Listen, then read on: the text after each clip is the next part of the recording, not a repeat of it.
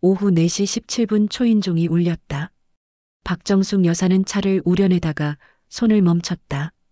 오늘은 아무도 올 예정이 없었는데 새벽 5시에 일어나 화분에 물을 주고 가만히 앉아 신문을 읽던 평화로운 오후였다. 벌써 3년째 지켜온 혼자만의 시간들, 문틈으로 보이는 그림자들, 세계다. 어머니, 저희예요. 박 여사의 가슴이 철렁 내려앉았다. 민준의 목소리였다. 그런데 왜 이렇게 초라하게 들리지? 문을 열자 그녀가 본 것은 이삿짐에 묻혀 고개를 숙인 아들과 어색하게 웃고 있는 며느리 서연 그리고 피곤에 지친 손녀 민지였다. 엄마. 민준이 입을 때려다 말았다. 박 여사는 재빨리 상황을 파악했다. 명품 핸드백을 든 서연의 손톱은 여전히 완벽했지만 민준의 셔츠는 구겨져 있었다. 그리고 그들 뒤로 보이는 건 싸구려 이삿짐 트럭이었다. 들어와. 거실에 앉자마자 서연이 먼저 입을 열었다. 어머니, 죄송해요. 갑자기 이렇게 찾아와서. 박 여사는 조용히 차를 따라주며 기다렸다. 30년 교직 생활이 그녀에게 가르쳐 준 것이 있다면 진실은 침묵 속에서 나온다는 것이었다. 사업이. 민준이 마침내 말했다. 완전히 망했어요. 어떻게? 모든 걸 걸었는데 투자자들이 발을 뺐어요. 이달 말까지 사무실도 빼야 하고 전세 계약도. 서연이 살짝 어깨를 치켜 올렸다. 참 어이없죠? 이런 일이 우리한테 생길 줄이야. 박 여사의 눈이 번뜩였다. 우리한테. 마치 이 일이 뜬금없이 하늘에서 떨어진 재앙인 것처럼 말하고 있었다. 얼마나 잃었니? 전부요. 민준의 목소리가 떨렸다. 아파트도 잡혔고 통장도 비었고 서연이 카드값도. 지금 당장 갈 곳이 없어요. 서연이 눈물을 글썽였다. 딱 6개월만. 아니, 3개월만 신세지게 해주세요. 민준 오빠가 다시 일자리를 구하면. 박 여사는 며느리의 눈을 유심히 들여다봤다. 눈물은 있었지만 그 밑에 숨어 있는 건 뭐지? 계산? 기대? 민지야, 할머니 집이 좋니? 네, 할머니. 그런데 우리 언제 집으로 가요? 곧이야. 박 여사가 손녀의 머리를 쓰다듬었다. 할머니가 다 알아서 해줄게. 서연의 얼굴에 안도감이 스쳤다. 마치 역시 시어머니는 호구지라고 말하는 듯한 표정이었다. 그 순간 박 여사는 결심했다. 이 집은 그녀가 평생 모은 돈으로 마련한 안식처였다. 남편이 세상을 떠난 후 3년간 혼자서 일궈낸 평화로운 공간이었다. 하지만 외아들의 처지를 외면할 수는 없었다. 좋아. 하지만 조건이 있어. 민준과 서연이 고개를 끄덕였다. 이 집의 규칙은 내가 정한다. 문제 있으면 지금 당장 다른 곳을 알아봐. 물론이죠, 어머니. 저희가 뭘 바라겠어요? 서연이 달콤하게 웃었다. 박 여사는 그 웃음을 차분히 지켜봤다. 그녀는 몰랐다. 3개월 후 자신이 이 순간을 얼마나 후회하게 될지를. 그럼 짐을 들여놔라. 저녁 6시. 박 여사는 부엌에서 저녁을 준비하며 생각에 잠겼다. 거실에서는 민준이 이곳저곳 전화를 걸고 있었고 서연은 핸드폰을 보며 뭔가를 검색하고 있었다. 일자리를 구하는 것 같지는 않았다. 어머니, 저녁 뭐 드세요? 서연이 부엌으로 들어왔다. 된장찌개하고 생선구이. 아, 저 소화가 좀 안 좋아서. 혹시 다른 거 없을까요? 박 여사는 칼질하던 손을 멈췄다. 그럼 뭘 먹고 싶은데? 뭔가 가벼운 거요. 샐러드나 수프 같은? 30년 된 이 부엌에서 샐러드를 해본 적이 언제인가. 박 여사는 잠시 서연을 바라봤다. 첫날부터 시작이구나. 내일부터는 각자 먹을 걸 준비해라. 나는 내가 먹고 싶은 걸 해먹겠다. 서연의 얼굴이 순간 굳었다가 다시 웃음을 만들어냈다. 아, 네. 알겠어요. 그날 밤 박 여사는 자신의 방에서 창밖을 바라봤다. 3년 만에 다시 들리는 다른 사람들의 생활음. 텔레비전 소리, 발자국 소리, 작은 대화들. 평화는 끝났다. 하지만 이것이 진짜 시작일 줄은 아무도 몰랐다. 서연이 거실에서 민준에게 속삭이는 소리가 희미하게 들려왔다. 얼마나 있을까? 어머니 재산이? 박 여사는 눈을 감았다. 이제 시작이구나. 한 달 후. 어머니, 이 집 정말 추워요. 서연이 거실에서 두꺼운 가디건을 껴입으며 중얼거렸다. 아침 7시, 박 여사가 마당에 나가 화분에 물을 주고 있을 때였다. 보일러 온도를 좀 높여주시면 안 될까요? 박 여사는 물뿌리개를 내려놓고 며느리를 바라봤다. 한 달 전만 해도 어머니 덕분에 살았어요 라며 고개를 숙이던 그 며느리가 지금은 집주인에게 온도 조절을 요구하고 있었다. 겨울이니까 추운 게 당연하지. 옷을 더 입어. 하지만 민지가 감기에 걸릴까봐. 그럼 민지 방에만 전기 매트를 깔아라. 서연의 입꼬리가 살짝 떨렸다. 자신이 원하는 답이 아니었다. 아, 네. 박 여사는 다시 물을 주기 시작했다. 지난 한 달간 이런 작은 실랑이들이 하루에 서너 번씩 반복되고 있었다. 처음엔 정말 사소한 것들이었다.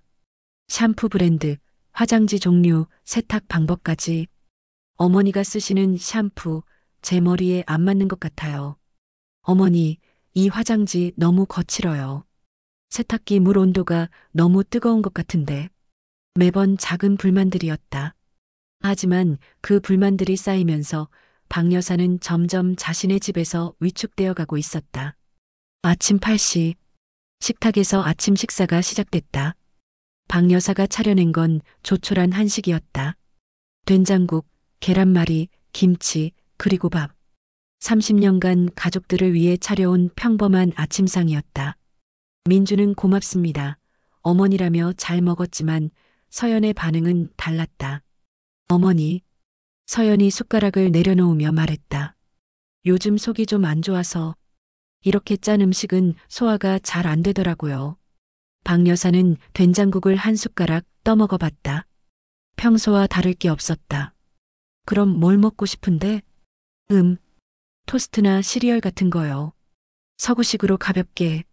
그럼 내가 사와서 해 먹어라. 서연이 잠시 말을 멈췄다. 사실 그녀가 원한 건 박 여사가 자신의 입맛에 맞춰 음식을 바꿔주는 것이었다. 아, 네. 그 순간 민지가 끼어들었다. 엄마, 나는 할머니 된장국이 맛있어. 학교에서 먹는 것보다 훨씬 맛있어. 서연의 얼굴이 순간 굳었다. 민지야, 엄마가 속이 안 좋다고 했잖아. 그럼 엄마만 다른 거 먹으면 되잖아. 아이의 순수한 말에 식탁이 조용해졌다. 박 여사는 손녀를 바라보며 빙그레 웃었다. 그래, 민지야 말이 맞다. 각자 먹고 싶은 거 먹으면 되지. 오후 2시.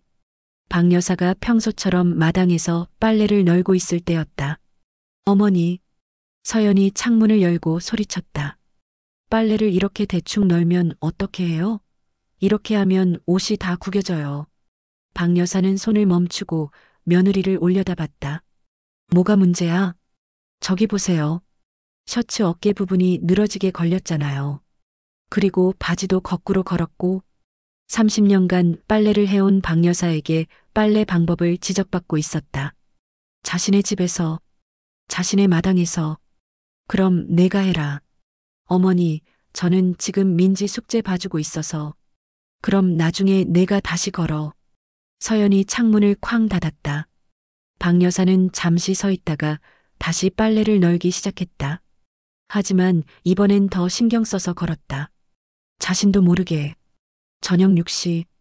박 여사가 저녁을 준비하고 있을 때 서연이 부엌으로 들어왔다. 어머니, 오늘 저녁은 뭐예요? 김치찌개하고 고등어구이. 서연의 얼굴이 미묘하게 일그러졌다. 아, 또 생선이에요?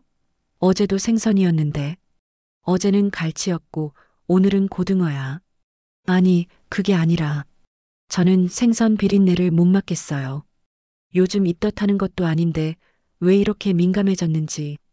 박 여사가 고등어를 뒤집다가 손을 멈췄다. 그럼 뭘 해줄까? 그냥 간단하게 스파게티 같은 거 어떨까요? 요즘 민지도 양식을 좋아하더라고요. 박 여사는 70년 동안 스파게티를 해본 적이 거의 없었다. 재료가 없는데. 아, 그럼 제가 사다가 해드릴게요. 서연이 갑자기 활기차게 말했다. 마치 박 여사를 도와주겠다는 듯이. 30분 후 서연이 마트에서 돌아왔다. 그런데 재료만 사온 게 아니었다. 어머니, 이것저것 필요한 것들 좀 사왔어요. 비닐봉지 안에는 스파게티 재료 외에도 여러 가지가 들어 있었다.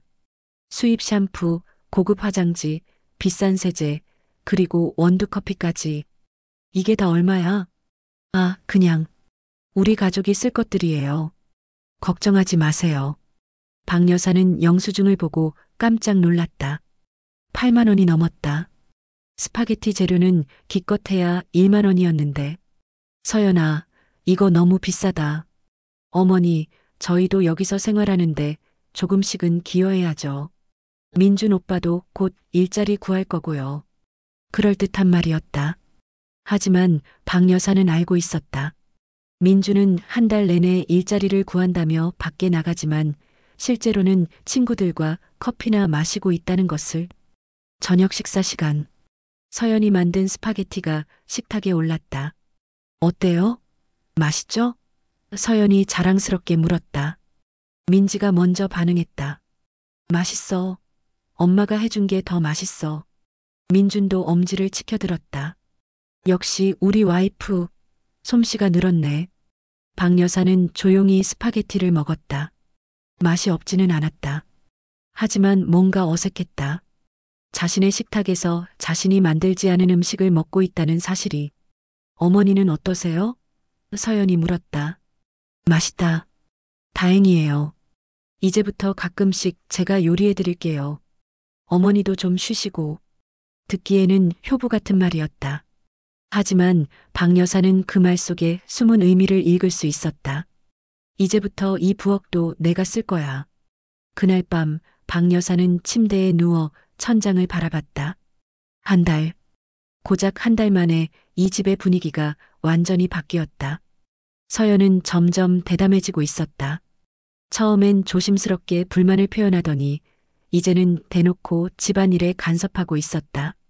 그리고 그 모든 걸 가족을 위해서 어머니를 도와드리려고라는 말로 포장하고 있었다. 민주는 여전히 아무것도 모르고 있었다. 아니, 모르는 척하고 있었다. 아내와 어머니 사이에서 중재하기는커녕 아예 모른 체하며 눈치만 보고 있었다. 복도에서 민준과 서연의 대화가 들려왔다. 여보, 어머니가 좀 고집이 세신 것 같아. 그냥 참아. 우리가 얻어먹고 있는 입장이니까. 언제까지 이렇게 살아야 해? 좁은 방에서 우리 셋이. 조금만 더. 내가 뭔가 기회를 찾고 있어. 박 여사는 눈을 감았다. 그들이 말하는 기회가 무엇인지 대충 짐작이 갔다. 다음 날 아침 박 여사가 일어나 보니 거실 분위기가 바뀌어 있었다. 소파의 위치가 바뀌었고 텔레비전 각도도 달라져 있었다. 서연아, 이거 누가 옮겼니? 아, 어제 청소하다가. 이쪽이 더 좋은 것 같아서요. 어떤 것 같으세요? 박 여사는 소파에 앉아봤다. 확실히 전보다 불편했다. 창문으로 들어오는 햇빛도 잘 안 보였다. 원래대로 해놔라. 네. 하지만 이게 더. 내 집이야. 서연이 잠시 말을 멈췄다. 그리고 나서 작은 목소리로 중얼거렸다. 네. 알겠어요. 하지만 그 눈빛에는 다른 감정이 담겨 있었다. 분노. 그리고 무언가를 계획하고 있는 듯한 차가운 빛. 박 여사는 그 순간 확신했다. 진짜 전쟁은 이제 시작이었다. 2달째 되는 날 아침. 박 여사는 평소보다 일찍 일어나 마당을 쓸고 있었다. 새벽 5시 30분. 아직 집안은 조용했다. 이 시간만큼은 온전히 자신의 것이었다. 빗자루를 움직이는 리듬이 마음을 차분하게 만들었다. 하지만 그 평화도 잠시였다. 어머니, 이렇게 일찍 뭐 하세요? 서연이 잠옷 차림으로 나타났다. 머리가 부스스하고 얼굴에는 짜증이 역력했다. 쓸고 있어. 이런 시간에 빗자루질 하시면 이웃들한테 피해되지 않을까요? 아직 새벽인데. 박 여사는 빗자루질을 멈췄다. 30년간 이 시간에 마당을 쓸어왔는데 오늘 갑자기 피해가 된다는 것인가? 지금까지 한 번도 불평한 이웃이 없었는데. 하지만 요즘 사람들은 예민하잖아요. 저도 그 소리에 잠이 깼고요. 서연이 작은 하품을 했다. 연출된 것 같았다. 박 여사는 빗자루를 벽에 세워두었다. 그럼 나중에 할게. 감사해요, 어머니. 서연이 돌아가자 박 여사는 마당 한가운데 서서 멍하니 하늘을 바라봤다. 자신의 집에서 자신의 생활 패턴을 바꾸고 있었다. 며느리의 눈치를 보며 오전 10시 박 여사가 거실에서 신문을 읽고 있을 때 서연이 소파에 앉으며 입을 열었다. 어머니, 말씀드릴 게 있어요. 뭔데? 서연이 주변을 둘러보더니 목소리를 낮췄다. 이 집 말이에요. 박 여사의 손이 신문 위에서 멈췄다. 집이 어쨌다고? 너무 낡지 않았나 싶어서요.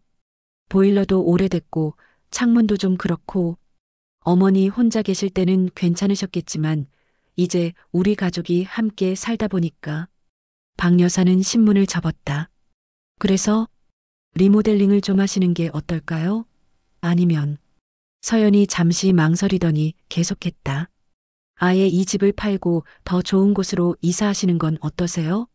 순간 박 여사의 심장이 쿵 내려앉았다. 뭐라고? 어머니, 이 집 정말 오래됐잖아요. 요즘은 다들 아파트에 살고 시설도 좋고 그리고 이 집 팔면 돈도 꽤 나올 텐데 그 돈으로 더 넓은 아파트 사시면 우리도 더 편하게 살 수 있고.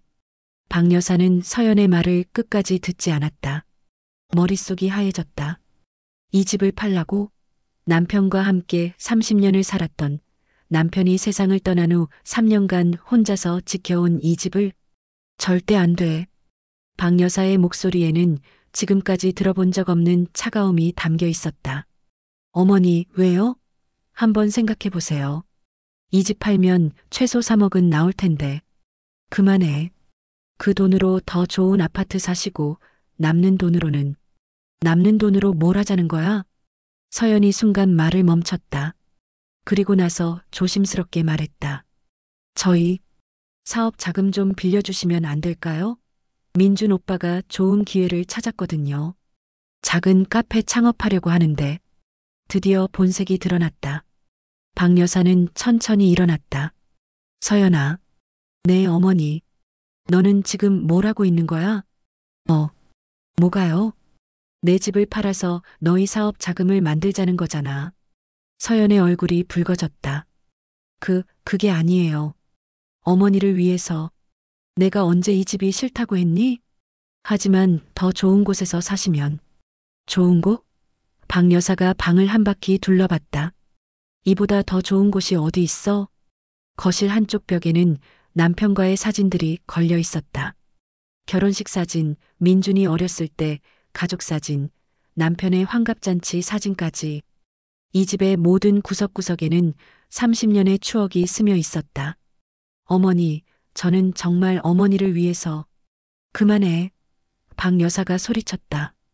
이 집은 절대 팔지 않아. 다시는 그런 소리 하지 마라. 서연이 입을 다물었다. 하지만 그 눈에는 포기하지 않겠다는 의지가 번들거리고 있었다. 그 순간 민준이 밖에서 돌아왔다. 뭔 일이에요? 분위기가. 서연이 재빨리 표정을 바꿨다. 아무것도 아니야. 그냥 어머니와 집 얘기를 좀 했을 뿐이야. 집 얘기? 나중에 말해줄게. 박 여사는 아들을 바라봤다. 그는 여전히 상황을 파악하지 못하고 있었다. 아니, 파악하려고 하지 않는 것 같았다. 민준아, 너는 어떻게 생각하니? 뭐려? 이 집 말이야. 민준이 잠시 망설였다. 편하고, 좋아요. 어렸을 때부터 살던 집이니까. 그럼 이 집을 팔자는 얘기를 들으면 어떤 기분이야? 민준의 얼굴이 굳어졌다. 서연을 힐끗 쳐다보더니 말했다. 엄마가 원하시는 대로 하세요. 저는 어디든 상관없어요. 비겁한 대답이었다. 박 여사는 실망감을 감추지 못했다. 그래, 알겠다. 점심시간. 식탁에서는 어색한 침묵이 흘렀다. 서연은 계속 박 여사의 눈치를 받고 민주는 밥만 먹었다. 민지가 그 분위기를 깨뜨렸다. 할머니, 우리 이사 가는 거예요? 아니야, 민지야. 할머니는 여기서 계속 살 거야. 다행이에요. 저도 여기가 좋아요. 학교도 가깝고 할머니 마당에서 놀 수도 있고. 서연이 딸을 쏘아봤다. 민지야, 먹기만 해. 오후 3시. 서연이 민지를 학교에 데리러 간 사이 박 여사는 민준과 단둘이 앉아 있었다. 민준아. 네, 엄마. 솔직하게 말해라. 너도 이 집을 팔고 싶어 하니? 민준이 한참 말을 하지 못했다. 그리고 나서 작은 목소리로 말했다. 엄마, 저희가 너무 패 끼치는 것 같아서요. 그게 집을 팔 이유가 되니? 아니에요. 하지만 서연이가 맞는 말도 있어요. 이 집이 좀 낡기는 했고, 그럼 리모델링하면 되잖아. 그것도 돈이 많이 들잖아요. 박 여사는 아들을 유심히 봤다. 너는 정말 내가 이 집을 떠나기를 바라니? 그게 아니에요, 엄마. 하지만 현실적으로 저희도 언제까지 이렇게 얹혀 살 수는 없잖아요. 독립해야 하는데 지금으로서는 자금이 결국 돈 얘기였다. 박 여사는 깊이 숨을 들이쉬었다. 민준아, 엄마가 분명히 말한다. 이 집은 절대 팔지 않아. 그리고 이 집으로 장사 미천을 만들 생각도 하지 마라. 민준의 얼굴이 어두워졌다. 알겠어요, 엄마. 하지만 그의 목소리에는 실망이 묻어났다. 저녁 7시. 서연이 민지와 함께 돌아왔다. 얼굴에는 억지 미소를 띠고 있었지만 눈빛은 차가웠다. 어머니, 저녁 뭐 드세요? 너희끼리 해 먹어라.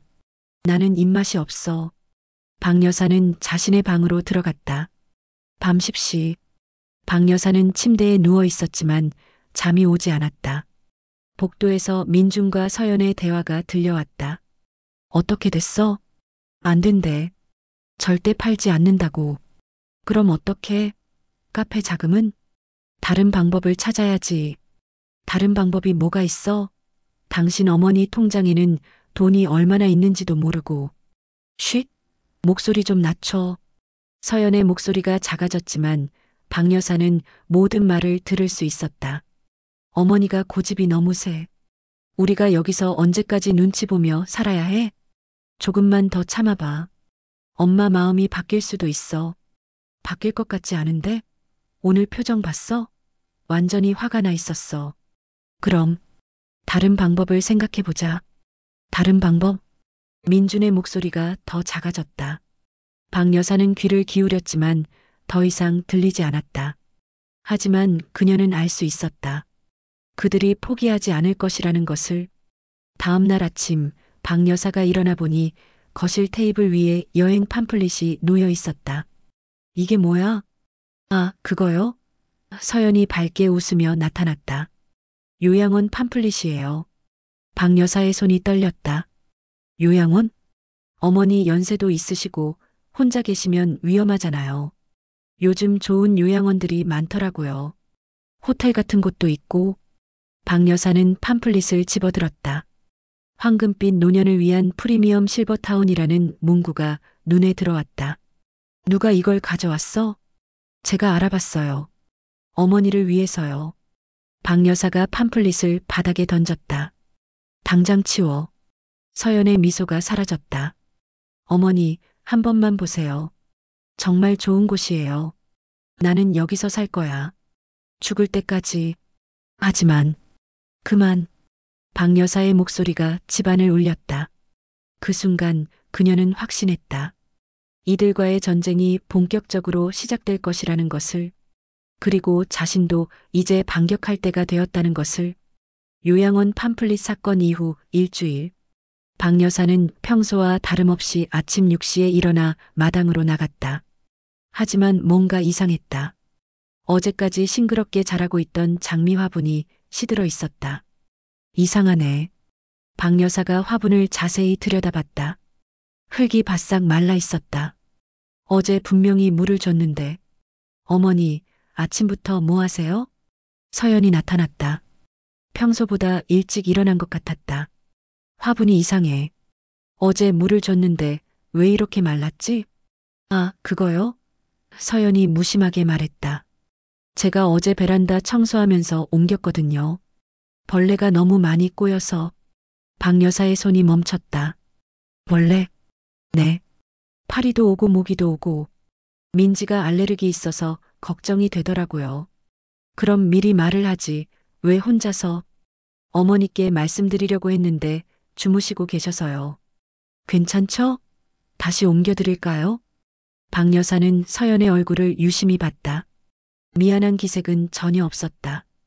오히려 내가 뭘 잘못했다는 거야? 라는 표정이었다. 됐어. 내가 할게. 감사해요, 어머니. 서연이 돌아가자 박 여사는 한숨을 쉬었다. 30년간 키워온 장미였다. 남편이 직접 심어준 마지막 선물이었는데 오전 10시 박 여사가 거실에서 차를 마시고 있을 때였다. 어머니, 점심에 뭐 드실 거예요? 된장찌개 끓이려고. 아, 서연이 난색을 표했다. 또 된장찌개예요? 어제도 된장찌개였는데. 어제는 미역국이었어. 아, 맞네요. 그런데 어머니, 요즘 음식이 너무 단조로운 것 같아서요.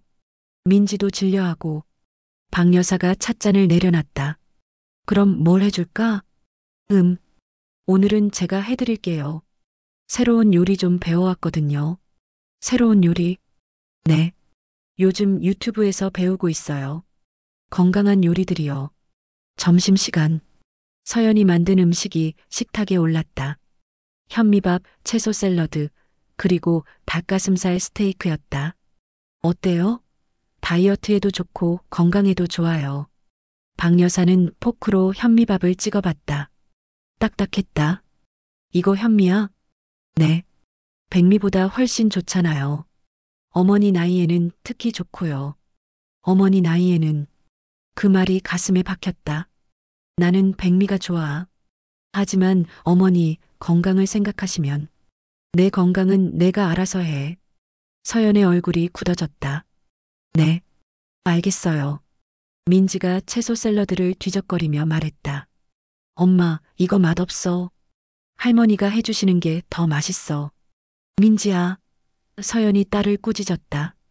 그런 말하는 거 아니야. 하지만 정말 맛없어요. 드레싱도 신맛만 나고.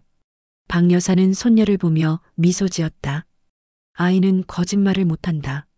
민지야, 할머니가 나중에 맛있는 거 해줄게. 정말요? 할머니 김치찌개 해주세요. 서연이 젓가락을 탁 내려놨다. 민지, 방에 들어가. 왜요? 말 안 들어? 민지가 풀이 죽어 방으로 들어갔다. 식탁에는 어색한 침묵이 흘렀다. 오후 2시. 박 여사가 빨래를 널려고 베란다에 나갔는데 빨래줄이 없었다. 빨래줄이 어디 갔지? 서연이 나타났다. 아, 그거요? 제가 치웠어요. 왜? 보기에 너무 지저분해서요. 요즘은 다들 건조기 쓰잖아요. 베란다를 좀 더 깔끔하게 정리하고 싶어서. 박 여사는 말문이 막혔다. 30년간 써온 빨래줄을 누구 허락도 없이 치운 것이다. 그럼 빨래는 어떻게 말려? 건조기 있잖아요. 전기세가 얼마나 나오는데. 요즘 전기세 많이 안 나와요. 그리고 건조기가 더 위생적이고 편하고. 박 여사는 더 이상 듣고 싶지 않았다. 빨래줄 다시 설치해. 네. 하지만 지금 당장. 서연이 잠시 망설이더니 말했다. 알겠어요. 하지만 어머니, 너무 옛날 방식만 고집하시면. 내 집이야. 그 한마디에 서연이 입을 다물었다. 하지만 그 눈빛은 점점 차가워지고 있었다. 저녁 6시. 박 여사가 저녁을 준비하려고 부엌에 들어갔는데 냉장고 안이 바뀌어 있었다. 평소 박 여사가 담가두던 김치통이 없었다. 대신 서연이 사온 포장김치가 들어있었다. 서연아, 내 김치는 어디 갔어? 아, 그거요? 너무 오래된 것 같아서 버렸어요. 박 여사의 온몸에 소름이 돋았다. 뭐라고?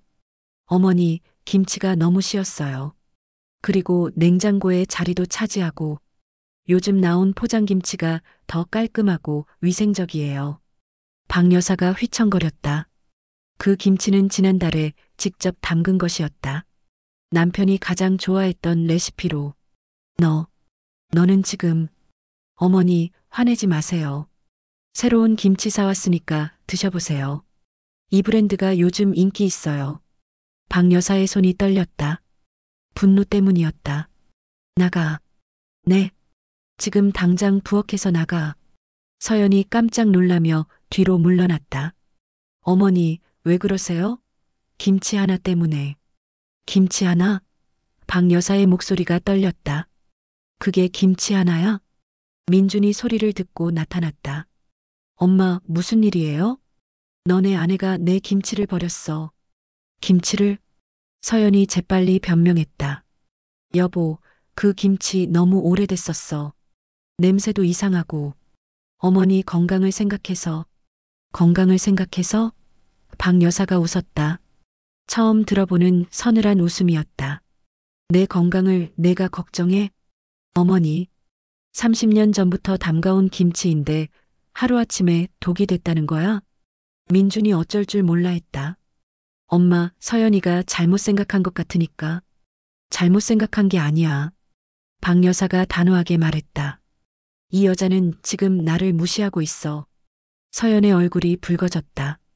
어머니, 제가 언제 무시했다고 그러세요? 저는 정말 어머니를 위해서. 위해서? 박 여사가 서연을 똑바로 바라봤다.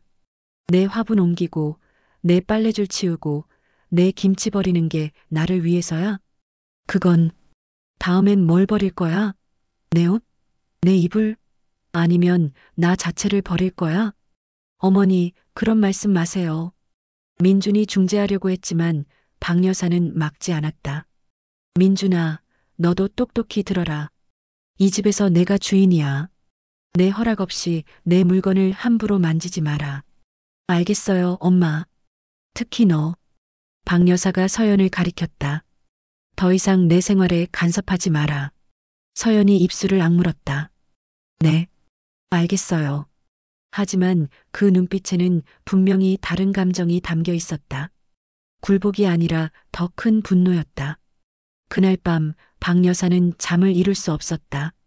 복도에서 들리는 민준과 서연의 대화가 점점 격해지고 있었다. 당신 때문에 어머니가 화가 나셨잖아. 내 때문이라고? 당신은 뭘 했는데? 그냥 보고만 있었잖아. 그래도 김치를 왜 버려? 오래된 김치 버리는 게 뭐가 잘못된 거야? 나도 이 집에서 살고 있는데. 목소리 좀 낮춰. 어머니가 들어. 들으면 어때? 나도 할 말 있어. 서연의 목소리가 점점 커졌다. 당신 어머니는 너무 고집이 세. 조금이라도 바꾸려고 하면 난리를 쳐. 언제까지 이런 곰팡이 냄새 나는 집에서 살아야 해? 서연아. 뭐야? 사실이잖아. 이 집 진짜 낡았어. 벽지도 누렇고 바닥도 삐걱거리고 친구들한테 말하기도 부끄러워. 박 여사의 가슴이 쿵 내려앉았다. 그리고 어머니도 너무해. 우리가 뭘 잘못했다고 그렇게 화를 내. 김치 하나 버렸다고 저렇게 야단을 쳐? 그만해, 제발. 못해. 나도 참을 만큼 참았어. 매일 눈치 보면서 살기 싫어. 민준의 목소리가 더 작아졌다. 조금만 더 참아줘. 내가 일자리 구하면. 언제? 벌써 2달이 지났어. 당신은 매일 나가서 뭘 하는 거야? 박 여사는 이불을 머리까지 덮었다. 하지만 그들의 목소리는 계속 들려왔다. 차라리 어머니를 요양원에 보내는 게 나을 것 같아. 그 순간 박 여사의 몸이 굳어졌다. 뭐라고? 당신도 봤잖아. 어머니 혼자서는 안 되겠어. 자꾸 까먹으시고 고집도 세고. 서연아, 그런 말 하지 마. 왜? 요양원이 나쁜 곳이야? 전문적으로 돌봐주고 동년배 친구들도 많고 어머니한테도 좋을 것 같은데? 엄마는 절대 안 가실 거야. 그럼 우리가 언제까지 이렇게 살아야 해? 나는 진짜 한계야. 박 여사는 눈을 감고 생각했다. 김치를 버린 것은 시작에 불과했다. 서연은 이제 대놓고 자신을 이 집에서 내쫓으려고 하고 있었다. 그리고 민주는 여전히 아무것도 하지 않고 있었다. 다음 날 아침 박 여사가 거실로 나왔을 때 서연은 이미 소파에 앉아 있었다. 핸드폰으로 뭔가를 보고 있었다. 어머니, 주무셨어요? 평소와 다름없는 목소리였다. 마치 어제 밤에 일이 없었던 것처럼. 뭘 보고 있어? 아, 이거요? 서연이 핸드폰 화면을 보여줬다. 요양원 정보 좀 알아보고 있어요. 박 여사의 혈압이 치솟았다. 내가 언제 요양원에 가겠다고 했니? 아니에요. 그냥 혹시 모르니까 미리 알아보는 거예요. 요즘 좋은 곳들이 많더라고요. 서연이 화면을 스크롤했다. 깨끗한 시설, 웃고 있는 노인들의 사진이 지나갔다. 어머니, 한 번만 보세요. 정말 좋은 곳이에요. 박 여사는 핸드폰을 밀어냈다. 관심 없어. 하지만 어머니, 혼자 계시면 위험해요.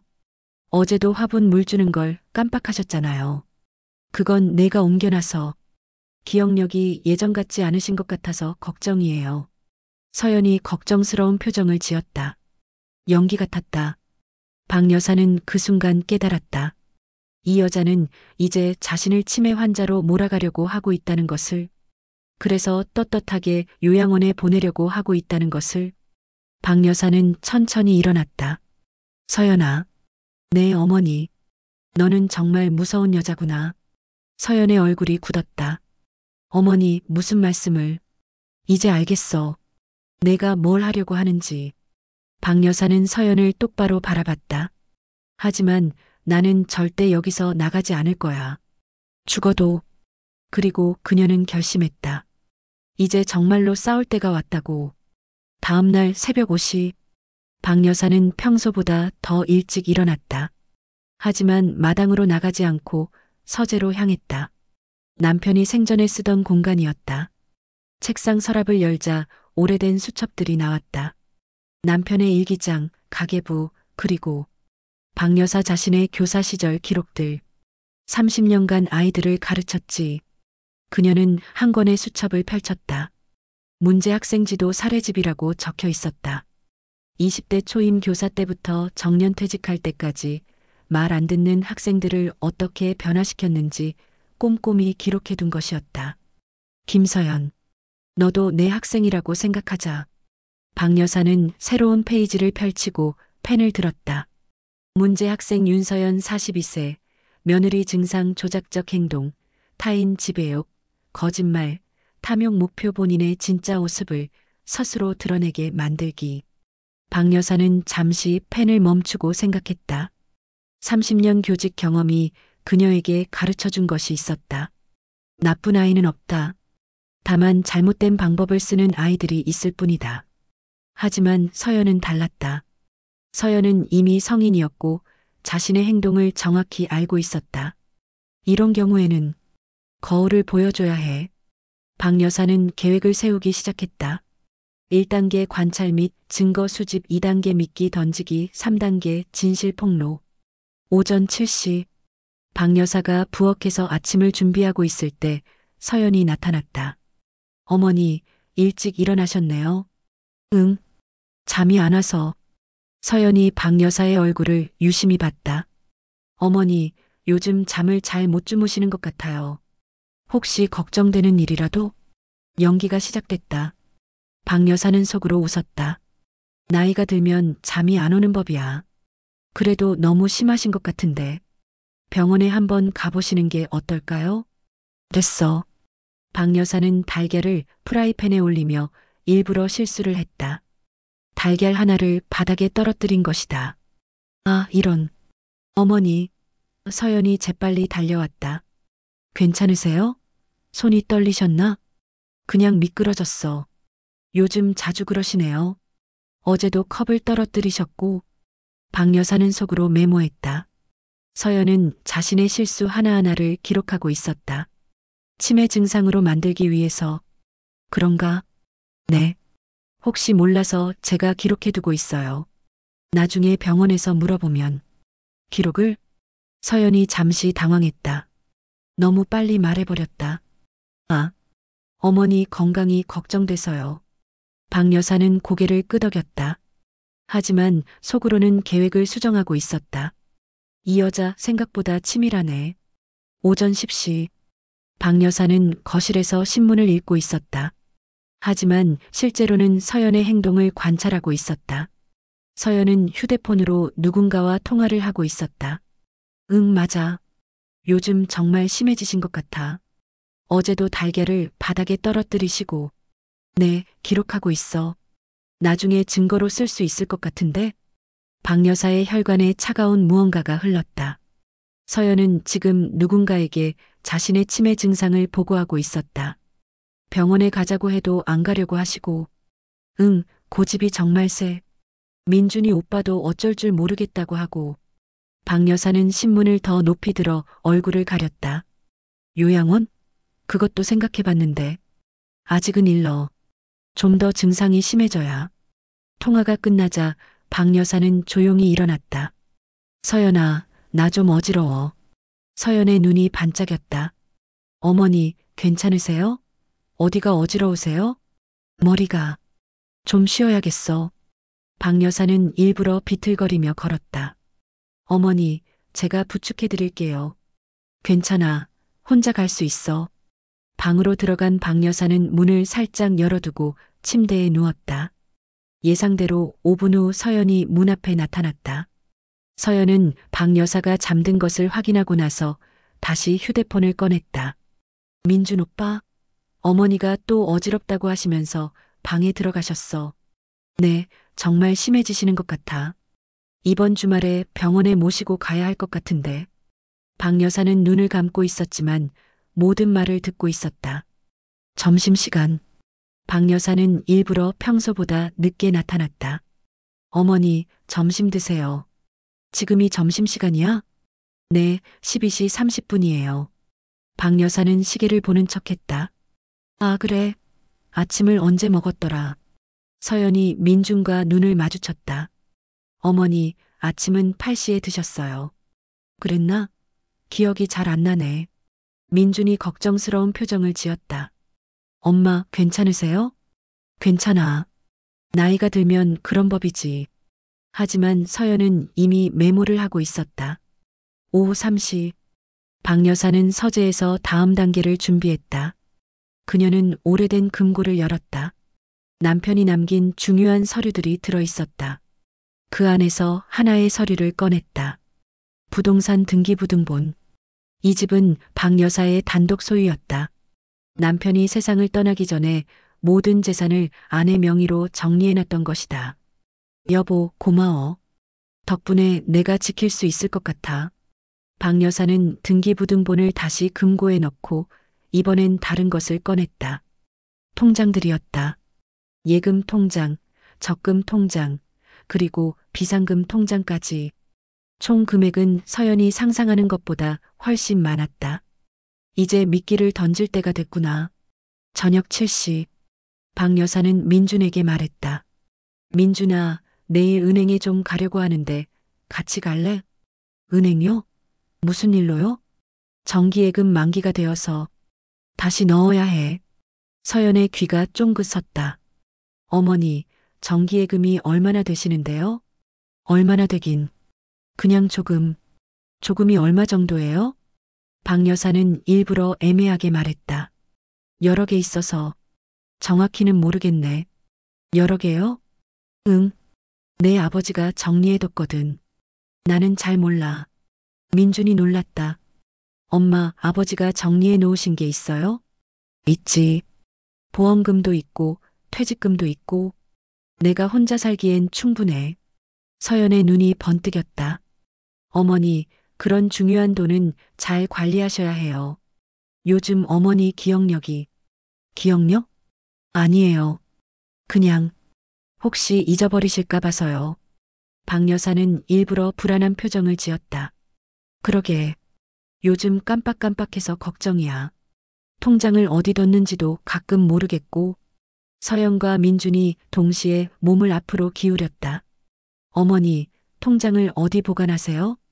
서재 금고에 넣어뒀는데. 비밀번호를 자꾸 까먹어. 완전한 거짓말이었다. 박 여사는 모든 비밀번호를 정확히 기억하고 있었다. 그럼 저희가 도와드릴까요? 서연이 제안했다. 도와준다고? 네. 통장 정리도 해드리고 중요한 서류들도 챙겨드리고 미끼를 물었다.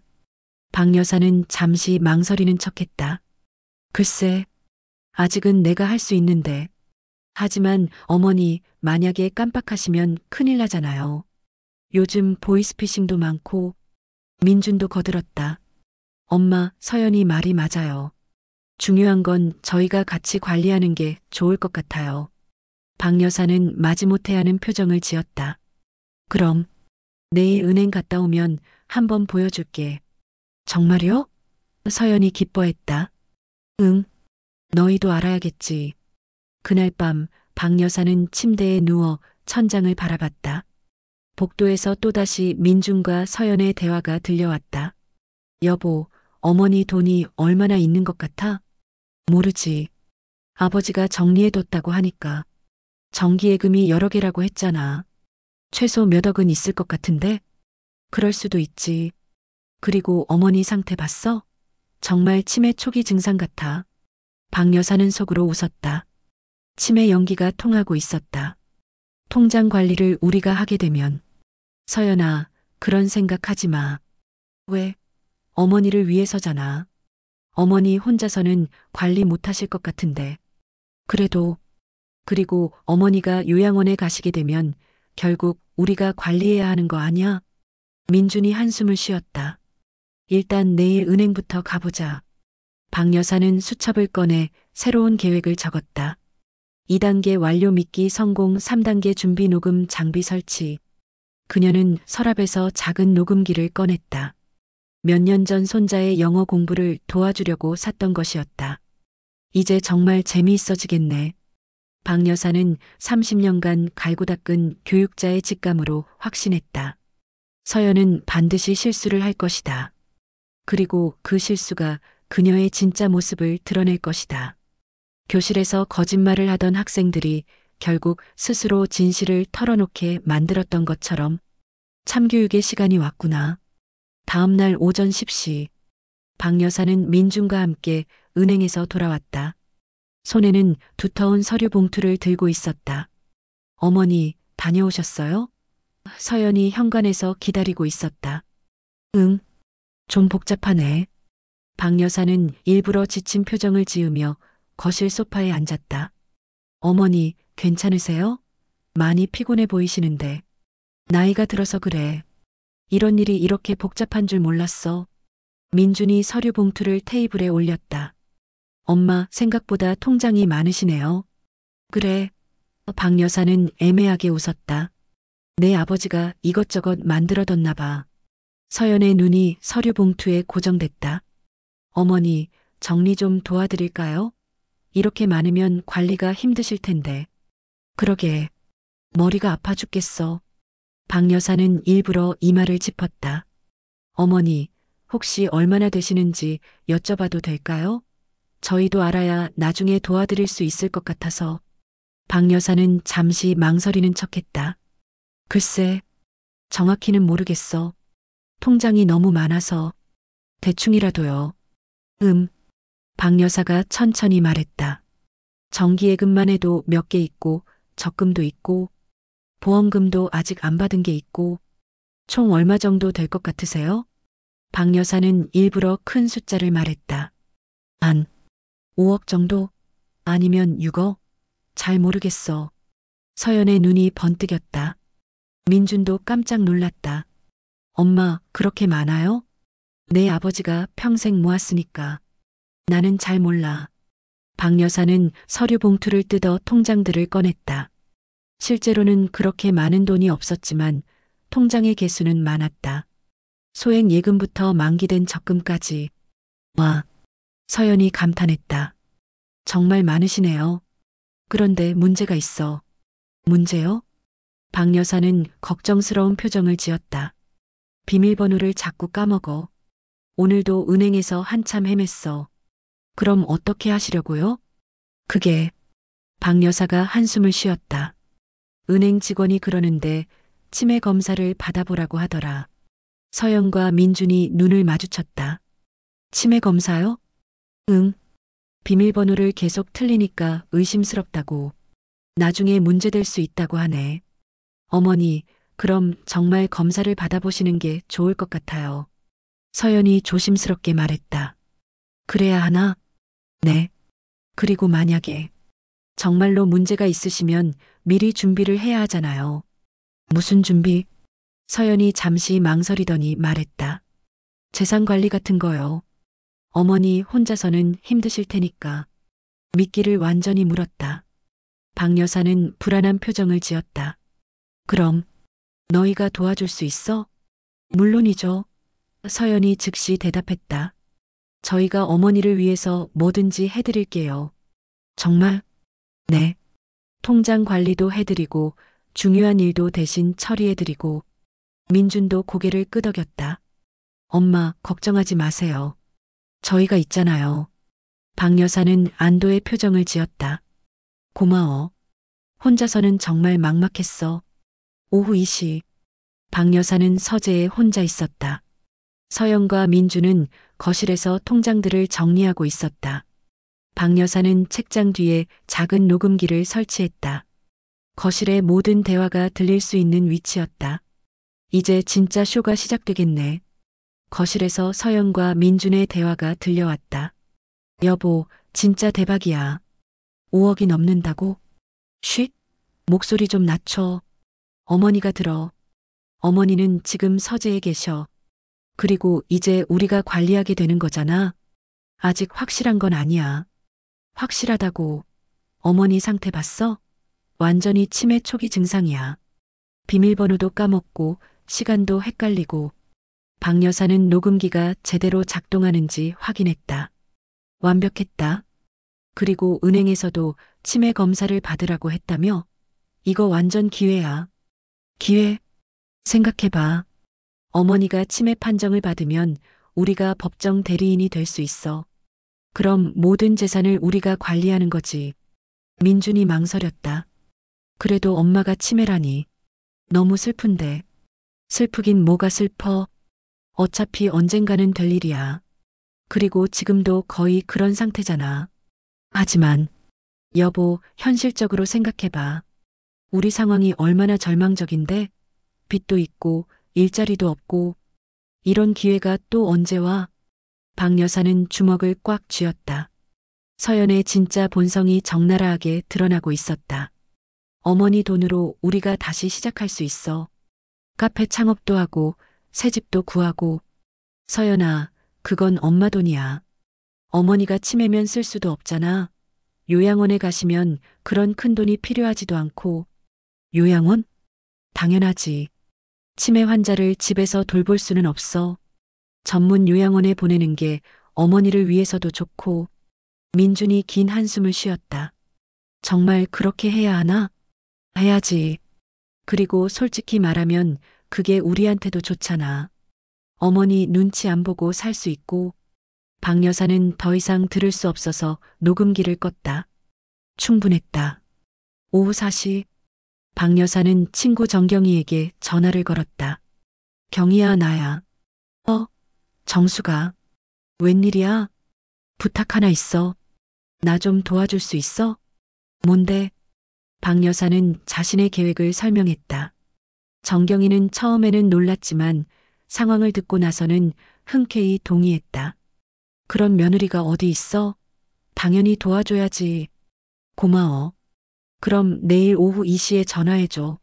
알았어. 연기 잘할게. 저녁 6시. 박 여사는 일부러 평소보다 늦게 저녁을 준비했다. 어머니, 괜찮으세요? 저녁이 늦은 것 같은데. 지금 몇 시야? 6시 30분이에요. 박 여사는 시계를 보는 척했다. 아, 그래. 시간 가는 줄 몰랐네. 요즘 자꾸 그래. 서연이 민준과 눈을 마주쳤다. 어머니, 저희가 저녁 준비 도와드릴게요. 고마워. 머리가 좀 아프네. 저녁 식사 중에 박 여사는 또 다른 미끼를 던졌다. 참, 내일 변호사 사무실에 가야 해. 변호사요? 서연이 깜짝 놀랐다. 응. 유언장 작성하려고. 민준이 젓가락을 멈췄다. 엄마, 갑자기 웬 유언장이에요? 나이가 들었으니까 미리 준비해야지. 혹시 모르잖아. 서연의 목소리가 떨렸다. 어머니, 유언장에는 뭘 쓰실 건가요? 뭘 쓰긴. 이 집이랑 재산 정리하고. 그걸 누구한테? 박 여사는 일부러 애매하게 말했다. 아직 정하지 못했어. 민준이한테 줘야 하나 아니면 자선단체에 기부할까? 서연이 깜짝 놀랐다. 자선단체요? 응. 요즘 그런 사람들이 많다더라. 자식한테 패 끼치기 싫어서.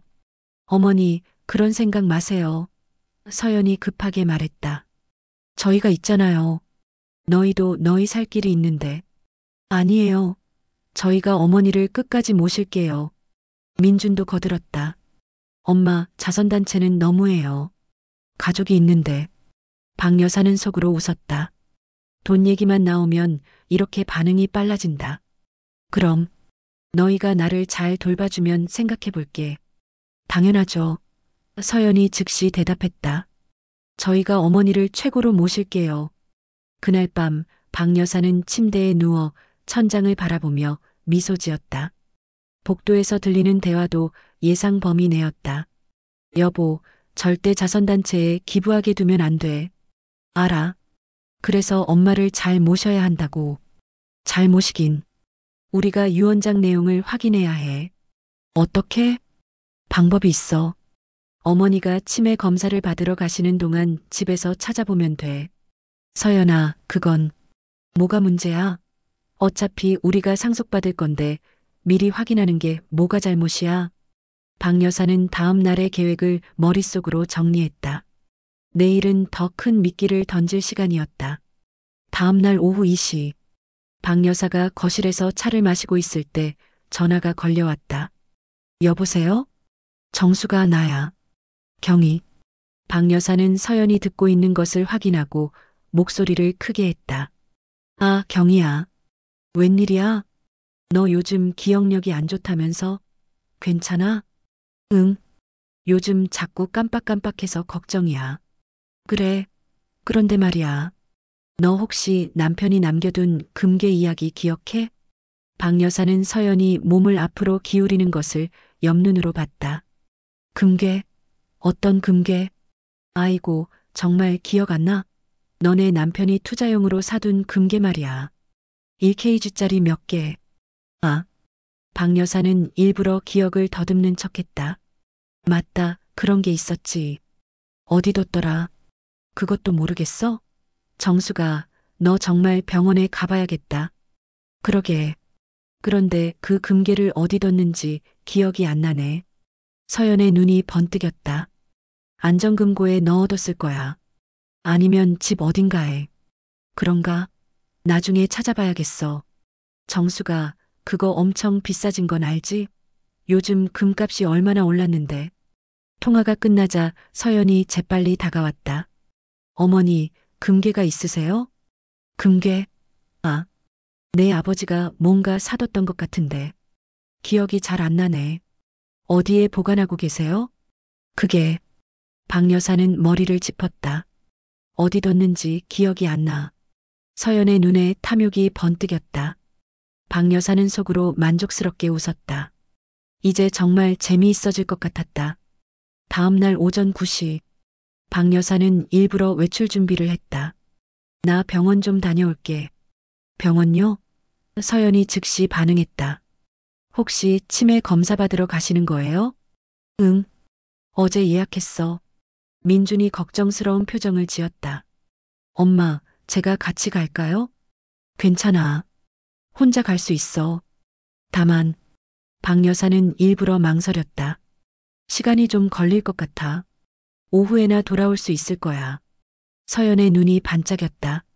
어머니, 천천히 다녀오세요. 저희가 집 잘 지키고 있을게요. 고마워. 박 여사는 현관문을 나서며 속으로 웃었다. 실제로는 병원에 가지 않고 근처 공원에서 시간을 보낼 예정이었다. 진짜 목적은 서연과 민준이 집에서 무엇을 할지 지켜보는 것이었다. 하지만 그 전에 한 가지 더 준비할 일이 있었다. 오전 10시. 박 여사는 집 앞 골목에 숨어서 집을 지켜봤다. 30분 후 예상대로 서연이 민지를 학교에 보내고 나갔다. 그리고 민준도 일자리 알아보러 간다며 외출했다. 집이 비자리를 확인한 박 여사는 조용히 집으로 돌아갔다. 서재로 가서 어제 설치한 녹음기를 확인했다. 완벽하게 작동하고 있었다. 하지만 오늘은 더 확실한 증거가 필요했다. 박 여사는 휴대폰을 꺼내 녹음 앱을 실행했다. 그리고 거실 소파 아래에 조심스럽게 숨겨뒀다. 이제 진짜 쇼가 시작되겠네. 오전 11시. 박 여사는 다시 집을 나와 공원으로 향했다. 오후 12시. 서영과 민준이 거의 동시에 집으로 돌아왔다. 여보, 어머니 안 계시지? 응. 병원 가셨어. 좋아. 이제 찾아보자. 서연은 즉시 서재로 향했다. 박 여사의 금고가 있는 곳이었다. 여보, 여기 금고 있어. 비밀번호는? 모르지. 하지만 어머니가 깜빡깜빡 하신다고 했으니까. 어딘가에 적어뒀을 수도 있어. 두 사람은 서재를 뒤지기 시작했다. 책상 서랍, 책장, 심지어 책 사이사이까지. 여기 있다. 민준이 소리쳤다. 수첩 사이에서 작은 메모지가 나왔다. 박 여사가 일부러 준비해둔 가짜 비밀번호였다. 1203. 이게 비밀번호인가? 서연이 금고를 열려고 했지만 열리지 않았다. 안 열려. 다른 번호로 해봐. 박 여사의 생일, 민준의 생일, 결혼기념일. 여러 숫자를 시도했지만 모두 실패했다. 아, 짜증나. 어떻게 알아내지? 일단 다른 곳부터 찾아보자. 두 사람은 집 안 곳곳을 뒤지기 시작했다. 거실 서랍, 안방 옷장, 심지어 화장실까지. 여보, 여기 통장들 더 있어. 서연이 안방 옷장에서 또 다른 통장들을 발견했다. 와, 정말 많네. 어머니가 이렇게 많은 돈이 있는 줄 몰랐어. 그런데 금괴는 어디 있을까? 분명히 어딘가에 있을 거야. 어머니가 기억 못 하신다고 했으니까. 그때 서연의 휴대폰이 울렸다. 여보세요? 서연아, 나야. 영희. 서연의 친구였다. 영희야. 웬일이야? 너 지금 뭐해? 서연이 민준을 보더니 말했다. 집에 있어. 시어머니 집. 아직도 거기서 살아? 언제 독립해? 그게.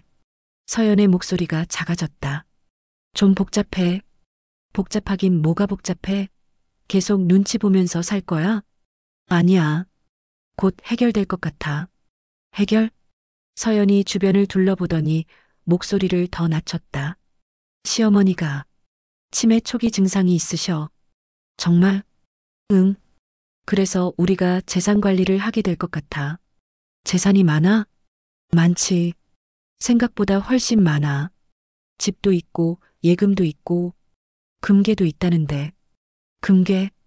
응. 1kg짜리 몇 개래. 요즘 금값이 얼마나 비싼데. 영희가 감탄했다. 대박이네. 그럼 너희 완전 대박 아니야? 그렇게 될 것 같아. 시어머니를 요양원에 보내고 우리는 새로 시작할 수 있어. 요양원에 보내? 동의하셔? 동의는 무슨. 치매 환자한테 선택권이 어디 있어? 우리가 결정하는 거지. 민준이 서연을 말렸다. 서연아, 그런 말 하지 마. 하지만 서연은 계속했다. 영희야, 솔직히 말하면 다행이야. 시어머니랑 같이 사는 거 진짜 스트레스였거든. 왜? 간섭도 심하고 꼰대 같고 매일 눈치 보면서 사니까 미칠 것 같았어. 그래도 시어머니인데. 시어머니가 뭐야? 결국 남인데. 내 친엄마도 아닌데 왜 내가 평생 모셔야 해? 박 여사는 집 밖에서 이 모든 대화를 상상할 수 있었다. 그녀가 설치한 녹음기들이 모든 것을 기록하고 있을 것이었다. 그리고 시어머니 돈으로 우리 사업도 시작할 수 있고. 정말 일석이조야. 너희 남편은 뭐래? 민준이 오빠? 그냥 따라와. 어차피 마마보이야. 시어머니보다 나를 더 무서워해. 민준이 항의했다. 서연아, 너무해. 뭐가 너무해? 사실이잖아. 당신이 언제 어머니한테 맞선 적 있어? 그래도 뭐야? 우리 상황이 얼마나 절망적인데 이런 기회 놓치면 언제 또 와? 영희가 말했다. 그래도 조심해. 치매라고 확정된 건 아니잖아. 확정될 거야. 내가 확실하게 만들어줄 거거든. 어떻게? 방법이 있어. 어머니가 실수하는 것들 다 기록해두고 있거든. 나중에 의사한테 보여주면서 치매라고 진단받게 할 수 있어. 와, 너 정말 치밀하다. 당연하지. 이런 건 계획적으로 해야 해. 통화가 끝나자 민준이 말했다. 서연아, 너무 심한 거 아니야? 뭐가 심해? 우리 살 길을 찾는 건데. 그래도 엄마는, 당신 어머니는 이미 늙었어. 얼마 못 사셔. 그런데 우리는 아직 젊잖아. 누가 더 중요해? 민준이 할 말을 잃었다. 그리고 솔직히 말하면 어머니도 혼자 계시는 것보다 요양원이 나으실 거야. 전문적으로 돌봐주고 동년배 친구들도 있고. 정말 그럴까? 당연하지. 우리가 어머니를 위해서 하는 일이야. 서연이 다시 집안을 둘러봤다. 그런데 금괴를 정말 어디 숨겨둔 걸까? 다락방은 확인해봤어? 아직? 올라가 보자. 두 사람이 다락방으로 올라가는 소리가 들렸다. 오후 2시. 박 여사는 집으로 돌아왔다. 다녀왔어. 서연과 민준이 급하게 거실로 내려왔다. 머리에는 먼지가 묻어 있었다. 어머니, 어떻게 됐어요? 검사 결과는 일주일 후에 나온대. 그래요? 많이 힘드셨죠? 박 여사는 피곤한 척했다. 좀 그래. 머리가 아파. 어머니 쉬세요. 저희가 저녁 준비할게요. 고마워. 박 여사는 자신의 방으로 들어갔다. 그리고 조용히 휴대폰을 확인했다. 녹음이 완벽하게 되어 있었다. 서연과 민준의 모든 대화, 서연과 친구의 통화 내용까지 고스란히 녹음되어 있었다. 이제 충분해.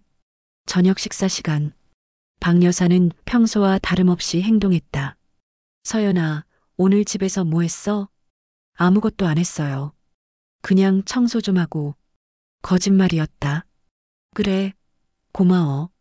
민준도 어색하게 웃었다. 엄마 검사 받으러 가서 힘들지 않으셨어요? 괜찮아. 그런데 박 여사는 일부러 걱정스러운 표정을 지었다. 의사가 그러는데 가족들이 일상생활을 잘 관찰해달라고 하더라. 서연의 눈이 번뜩였다. 관찰이요? 응. 깜빡하는 일이나 이상한 행동 같은 거. 그런 걸 기록해달라고. 아, 네. 저희가 잘 관찰해드릴게요. 서연이 너무 적극적으로 반응했다. 그리고 금고 비밀번호도 혹시 몰라서 알려드릴까요? 박 여사가 미끼를 던졌다. 네. 그게 좋을 것 같아요.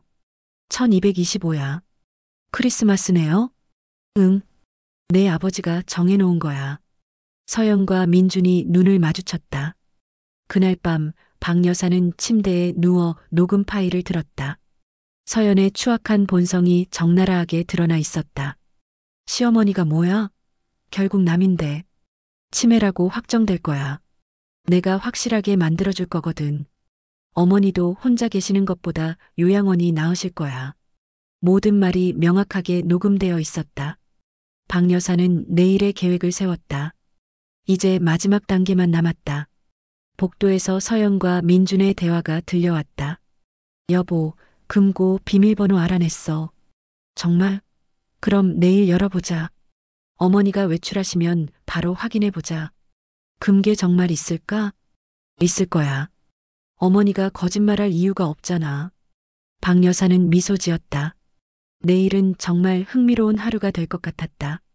그녀는 서랍에서 또 다른 물건을 꺼냈다. 작은 비디오 카메라였다. 이제 마지막 준비를 해야겠네. 30년간 교사로 일하며 수많은 문제 학생들을 다뤄본 박 여사는 확신했다. 가장 효과적인 교육은 스스로 깨닫게 만드는 것이라고.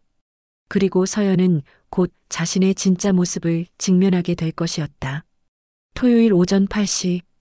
박 여사는 평소보다 일찍 일어나 시장으로 향했다. 오늘은 특별한 날이었다. 그녀가 3개월 동안 계획한 모든 것의 마지막 날. 좋은 고기로 주세요. 어머니, 오늘 무슨 좋은 일 있으세요? 평소보다 많이 사시네. 손님들이 와서요. 박 여사는 한우 등심, 신선한 해산물, 그리고 민준이 어렸을 때 좋아했던 재료들을 정성스럽게 골랐다. 마지막 식사는 정말 특별해야 했다. 오전 10시 집으로 돌아온 박 여사는 서연이 전화를 하고 있는 것을 봤다. 응, 오늘 밤이야. 어머니가 저녁 특별히 차려주신다고 하시더라. 네, 분명히 좋은 소식 있을 거야. 서연은 누군가에게 기대에 찬 목소리로 말하고 있었다. 응, 금고도 열어봤어. 진짜 대박이더라. 오늘 밤 어머니가 발표하실 것 같아. 박 여사는 속으로 웃었다. 서연은 어제 금고를 열어보고 더욱 확신을 갖게 된 모양이었다. 물론 그 금고 안에는 박 여사가 의도적으로 넣어둔 가짜 서류들과 소량의 현금만 있었지만, 어머니, 다녀오셨어요? 응. 오늘 저녁 맛있는 거 해줄게. 정말요? 무슨 특별한 날인가요? 박 여사는 의미심장하게 웃었다. 응. 아주 특별한 날이야. 오후 2시. 박 여사는 부엌에서 정성스럽게 요리를 준비했다. 한우 갈비찜, 전복죽, 생선회, 그리고 민준이 어렸을 때 생일마다 해주던 미역국까지. 서연이 부엌으로 들어왔다. 어머니, 도와드릴까요? 괜찮아. 혼자 할 수 있어. 정말 특별한 음식들이네요. 혹시 오늘 무슨 발표하실 일이라도? 박 여사는 서연을 똑바로 바라봤다. 응, 중요한 얘기가 있어. 서연의 눈이 반짝였다. 어떤 얘기요? 저녁 먹고 나서 들려줄게. 오후 5시. 박 여사는 마지막 준비를 했다. 서재에서 여러 개의 봉투를 꺼냈다. 첫 번째 봉투에는 녹음 파일들이 담긴 USB가 들어 있었다. 두 번째 봉투에는 변호사 사무실에서 미리 준비한 서류들이 있었다. 세 번째 봉투에는 특별한 것이 들어 있었다. 그리고 책상 위에는 작은 녹음기를 다시 한번 설치했다. 오늘의 대화도 모두 기록될 예정이었다. 이제 정말 마지막이구나. 오후 6시, 민지가 친구 집에서 돌아왔다. 할머니, 우와. 뭔가 냄새가 진짜 좋아요. 민지야, 할머니가 맛있는 거 많이 해놨어. 정말요? 오늘 무슨 날이에요? 박 여사는 손녀를 안으며 말했다. 할머니가 민지한테 중요한 얘기가 있어. 어떤 얘기요? 저녁 먹고 나서 알려줄게. 오후 7시. 드디어 저녁 식사가 시작됐다. 식탁에는 평소와는 비교할 수 없을 정도로 푸짐한 음식들이 차려져 있었다. 마치 명절이나 특별한 기념일 같았다. 어머니, 정말 대단하세요. 서연이 감탄했다. 이렇게 많은 음식을 오랜만에 제대로 해봤어. 민준도 놀랐다. 엄마, 갈비찜까지. 제가 어렸을 때 생일에만 해주시던 건데. 그래, 특별한 날이니까. 서연이 기대에 찬 목소리로 물었다. 어머니, 혹시 오늘 저희에게 좋은 소식이라도? 박 여사는 잠시 멈추고 가족들을 둘러봤다. 응, 아주 중요한 얘기가 있어. 민준과 서연이 동시에 몸을 앞으로 기울였다. 어떤 얘기인데요? 식사부터 하자. 음식이 식어간다. 식사 시간 내내 서연과 민준은 들뜬 상태였다. 특히 서연은 계속 박 여사의 눈치를 보며 언제 발표가 시작될지 기다렸다. 할머니, 갈비찜 진짜 맛있어요. 민지가 맛있게 먹었다. 그래, 많이 먹어. 할머니, 저 이 집에서 계속 살 수 있죠? 순간 식탁이 조용해졌다. 박 여사는 손녀를 부드럽게 바라봤다. 민지야, 그건 엄마 아빠가 결정하는 거야. 서연이 어색하게 웃었다. 민지야, 그런 얘기 지금 하는 거 아니야. 식사가 끝나고 모두가 거실로 모였다. 박 여사는 차를 준비하며 마음을 가다듬었다. 자, 이제 얘기해 볼까? 서연과 민준이 소파에 나란히 앉아 기대에 찬 표정으로 박 여사를 바라봤다. 박 여사는 천천히 입을 열었다. 3개월 전 너희가 이 집에 들어왔을 때를 기억하니? 네, 어머니. 저희가 정말 어려운 상황이었을 때 받아주셔서 그때 나는 너희를 믿었어. 정말 어려운 시기를 겪고 있는 가족이라고 생각했지. 민준이 고개를 끄덕였다. 그런데 박 여사의 목소리가 조금 변했다. 이 3개월 동안 많은 일들이 있었어. 서연이 살짝 불안한 표정을 지었다. 어머니, 혹시 저희가 실수한 게 있나요? 실수?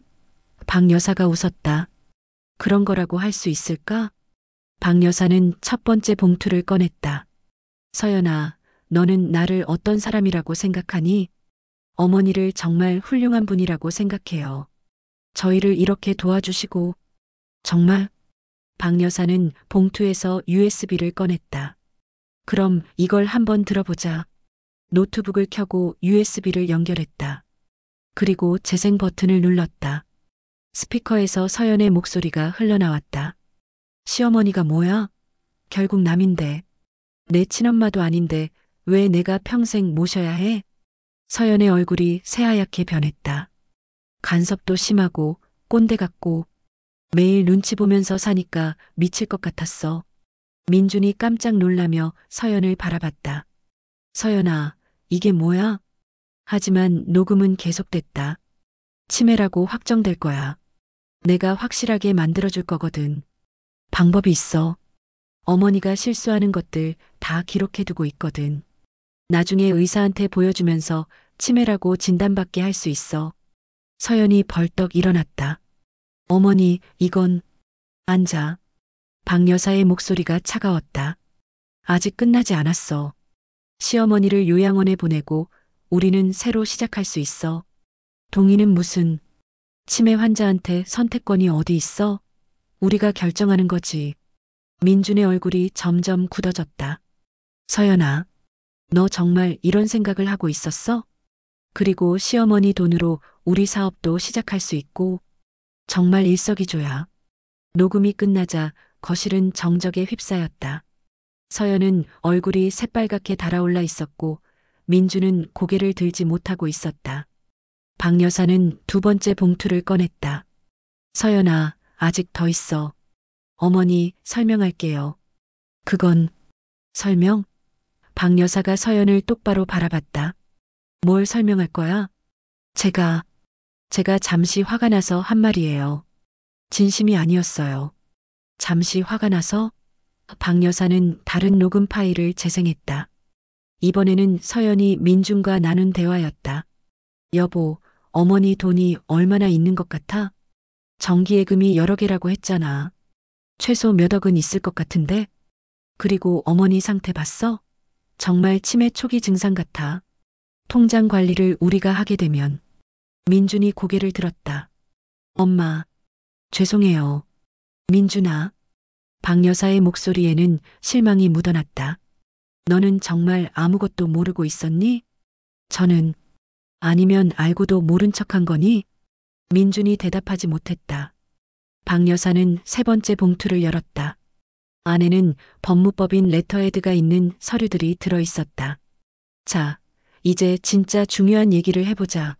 서연이 떨리는 목소리로 물었다. 어머니, 그게 뭐예요? 유산 포기 각서야.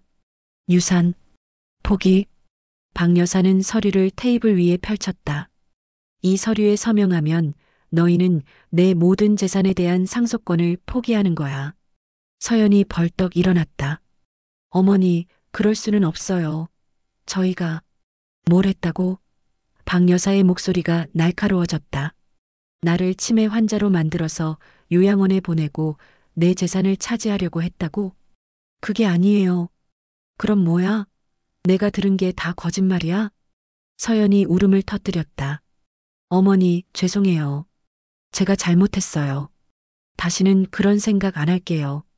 이제 와서 사과한다고 되는 줄 아니? 박 여사는 또 다른 서류를 꺼냈다. 그리고 이건 퇴거 명령서야. 퇴거요? 내일까지 이 집에서 나가라. 민준이 무릎을 꿇었다. 엄마, 제발. 한 번만 용서해 주세요. 용서? 박 여사는 차가운 웃음을 지었다. 30년 동안 교사를 했는데 너희 같은 아이들을 많이 봤어. 어머니, 거짓말하고 속이고 이용하려고 하는 아이들. 하지만 그 아이들도 결국은 진실을 마주하게 되더라. 박 여사는 마지막 봉투에서 수표 한 장을 꺼냈다. 이건 1,000만 원이야. 내가 너희에게 주는 마지막 도움이다. 서연이 수표를 보며 말했다. 1,000만 원요? 어머니, 농담하시는 거죠? 농담? 박 여사의 눈이 차가워졌다. 내가 나한테서 받을 수 있는 건 이게 전부야. 하지만 어머니 재산이 몇 억인데 그 재산은 내가 평생 모은 거야. 나를 배신한 너희가 가져갈 이유는 없어. 민지가 울음을 터뜨렸다. 할머니, 우리 이사 가는 거예요? 박 여사는 손녀를 안으며 말했다. 민지야, 할머니가 미안해. 하지만 엄마 아빠가 잘못된 일을 했어. 뭘 잘못했어요? 할머니를 속이려고 했어. 서연이 마지막으로 애원했다. 어머니, 정말 마지막으로 부탁드릴게요. 저희에게 한 번만 더 기회를. 기회는 이미 줬어. 3개월 동안. 박 여사는 일어서며 말했다. 내일 오전 10시까지 이 집에서 나가거라. 그리고 다시는 내 앞에 나타나지 마라. 그날 밤 박 여사는 혼자 거실에 앉아 있었다. 30년간 교사로 살면서 배운 가장 중요한 교훈이 있었다. 가장 좋은 교육은 결과를 스스로 책임지게 하는 것이라고. 서연과 민주는 결국 자신들의 선택에 대한 대가를 치르게 될 것이었다. 다음 날 일요일 오전 9시, 박 여사는 평소와 같이 마당에서 화분에 물을 주고 있었다. 하지만 오늘은 다른 소리들이 들렸다. 이삿짐을 정리하는 소리, 작은 말다툼 소리, 그리고 민지의 훌쩍거리는 소리. 어머니, 민준이 뒤에서 조심스럽게 말을 걸었다. 박 여사는 돌아보지 않고 계속 물을 주었다. 뭐야? 정말 마지막 기회는 없을까요? 없어. 엄마, 제발. 서연이가 잘못한 건 알겠지만 민지는 무슨 죄가 있어요? 그제서야 박 여사가 돌아봤다. 민준의 눈가가 부서 있었다. 밤새 울었나 보다. 민지에게 죄가 있다고 한 적 없어. 그럼. 하지만 너희가 민지를 제대로 키우지 못하고 있잖아. 민준이 할 말을 잃었다. 민준아. 박 여사의 목소리가 차분해졌다. 너는 정말 모르고 있었니? 뭐요? 서연이가 나한테 하고 있던 일들 말이야. 민준이 고개를 숙였다. 어느 정도는 알고 있었어요. 어느 정도가 아니라 다 알고 있었지? 그런데 왜 막지 않았어? 민준이 한참 동안 대답하지 못했다. 그리고 나서 작은 목소리로 말했다. 무서웠어요. 뭐가? 서연이가 저를 떠날까봐. 박 여사는 아들을 바라보며 한숨을 쉬었다. 그래서 내 어머니를 배신한 거야? 죄송해요. 죄송하다고 해서 되는 일이 아니야. 박 여사는 다시 화분을 향했다. 민준아, 마지막으로 한 가지만 물어볼게. 네. 만약 서연이가 나를 정말 요양원에 보내려고 했다면 너는 막았을 거야? 민준이 대답하지 못했다. 그 침묵이 답이었다. 알겠어. 이제 가거라. 오전 9시 30분. 서연이 박 여사를 찾아왔다. 어머니, 마지막으로 한 말씀만. 할 말 없어. 어머니, 제가 정말 잘못했어요. 하지만 저도 사람이에요. 스트레스 받고 힘들 때가 있어요. 박 여사가 서연을 똑바로 바라봤다. 스트레스? 네. 갑자기 남의 집에서 살게 되니까. 눈치도 보이고 불편하고. 남의 집? 서연이 깨달았지만 이미 늦었다. 아, 그게 아니라. 맞아. 남의 집이지. 내 집이 아니니까. 박 여사는 차가운 웃음을 지었다. 서연아, 너는 지금까지도 뭔가 잘못 생각하고 있구나. 뭐려? 너는 내가 너를 며느리로 받아들였다고 생각하고 있지? 네. 아니야. 나는 너를 한 번도 내 가족이라고 생각한 적이 없어. 서연의 얼굴이 창백해졌다. 어떻게 그런 말씀을. 왜 못해?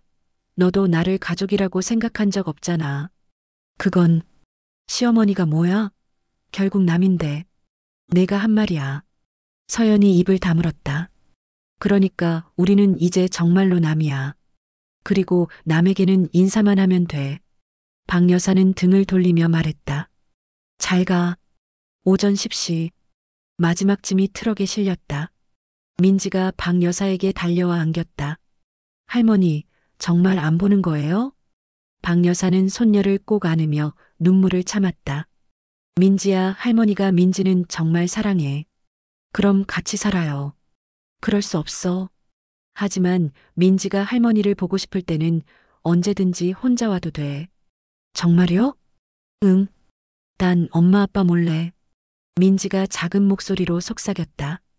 할머니, 엄마가 할머니 나쁜 얘기했어요. 뭐라고? 할머니가 치매라고. 그리고 요양원에 보내야 한다고. 박 여사의 가슴이 아팠다. 아이 앞에서까지 그런 말을 했다니. 민지야, 할머니는 아프지 않아. 그리고 기억도 잘해. 정말요? 응. 할머니는 모든 걸 다 기억하고 있어. 서연이 민지를 데리러 왔다. 민지야, 가자. 엄마, 나 할머니랑 더 있고 싶어. 안 돼. 빨리 와. 민지가 박 여사를 한 번 더 안았다. 할머니 사랑해요. 할머니도 민지 사랑해. 트럭이 떠나고 집안이 다시 조용해졌다. 박 여사는 거실에 혼자 앉아 있었다. 3개월 만에 다시 찾은 고요함이었다. 하지만 뭔가 허전했다. 아무리 미웠어도 가족이었는데. 오후 2시 전화가 울렸다. 여보세요? 정수가 나야. 경희. 아, 경희야. 어떻게 됐어? 잘 해결됐어? 박 여사는 어제 일을 간단히 설명했다. 와, 정말 시원하겠다. 그런데 마음은 어때? 복잡해. 그럴 수밖에 없지. 아무리 그래도 가족인데. 가족. 박 여사가 중얼거렸다. 가족이 뭘까? 뭐긴 뭐야. 서로 아끼고 돌봐주는 사람들이지. 그럼 서연이는 가족이 아니었네. 당연하지. 그런 사람이 어디 가족이야? 그런데 민준이는 어떡하지? 경희가 잠시 생각하더니 말했다. 정수가 내가 민준이를 어떻게 키웠는데? 최선을 다했어. 그럼 됐어. 이제는 민준이가 스스로 선택할 나이야. 내가 더 이상 책임질 일이 아니야. 하지만은 무슨. 내가 30년 동안 교사했는데 모든 학생이 다 잘 됐어? 그건 아니지만 마찬가지야. 부모도 최선을 다할 뿐이야. 결과는 아이들이 책임져야 하는 거고. 그날 저녁 박 여사는 오랜만에 혼자 저녁을 준비했다. 김치찌개와 계란말이. 간단하지만 자신이 좋아하는 음식들이었다. 오랜만이구나. 혼자 먹는 밥이 이렇게 평화로울 줄 몰랐다. 누군가의 눈치를 보지 않아도 되고 간섭받지도 않았다. 하지만 가끔 민지가 생각났다. 민지는 잘 지낼까? 다음 날 월요일. 박 여사는 평소보다 일찍 일어나 마당을 정리했다. 어제까지 있던 이삿짐의 흔적들을 깨끗이 치웠다. 그리고 서재로 가서 수첩을 꺼냈다. 살해 완료 윤서연 결과 본인의 진실과 직면 후 퇴거 교훈 탐욕과 거짓은 결국 스스로를 파멸시킨다. 박 여사는 펜을 놓고 창밖을 바라봤다. 30년 교직 생활 중 가장 어려운 사례였다. 그리고 가장 개인적인 사례이기도 했다. 하지만 그녀는 후회하지 않았다. 때로는 단호함이 진정한 사랑일 수도 있으니까. 오후 3시 문을 두드리는 소리가 났다. 박 여사가 나가보니 정장을 입은 중년 남성이 서 있었다. 박정숙 여사님이십니까? 네, 그런데요. 안녕하세요. 김앤파트너스 법무법인 김현수 변호사입니다. 변호사요? 윤서연 씨가 의뢰하셨습니다. 유산 포기 각서의 효력에 대해 문의하러 왔습니다.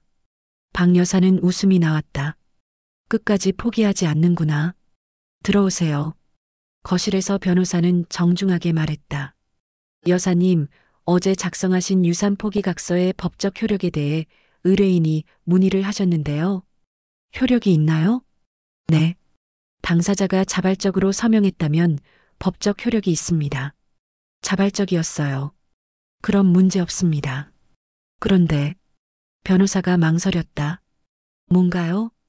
의뢰인이 여사님께서 치매 초기 증상이 있으시다고 하던데 혹시 정신감정을 받아보실 의향은? 박 여사의 눈이 차가워졌다. 변호사님, 네.